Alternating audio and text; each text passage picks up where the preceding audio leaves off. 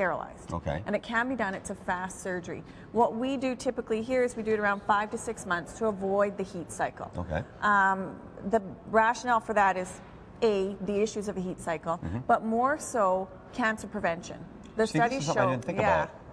Yeah, the studies indicate there's a big percent change in terms of whether or not they're going to get cancer when we spay or neuter them at that age. Okay. So it really makes those cancer incidences decline, because we know if they're to get cancer and they're left intact, the first place to get them is related to sex organs, so mammary. Really? Yeah.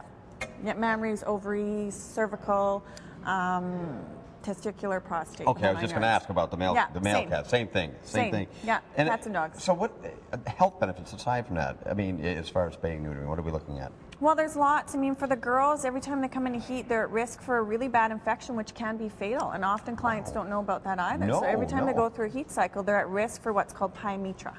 And it's so avoidable by spaying them. And so it can be a very bad infection. Often it's hard for an owner to figure out that's what's going on, and they get to us a little bit late in the process. Okay. You know, so then we have an emergency situation. So that's a biggie for the girls. For the boys, we aren't going to see real behavioral changes, but definitely when they're neutered, they're not likely to try and get out of the yard quite as much. Ah, yes. They're not looking for their mate. They're not looking for romance. Yes, and they're marking their territory and things like that. Right, and then we see less accidents. Aaron is likely to get hit by a car, into fights, things like that. And well, let's talk about the aggression. I mean, that's another myth. Is that a myth? It is. You know what? Some clients will want to hang their hat on, oh, this will fix the dominant behavior or the aggressive behaviors.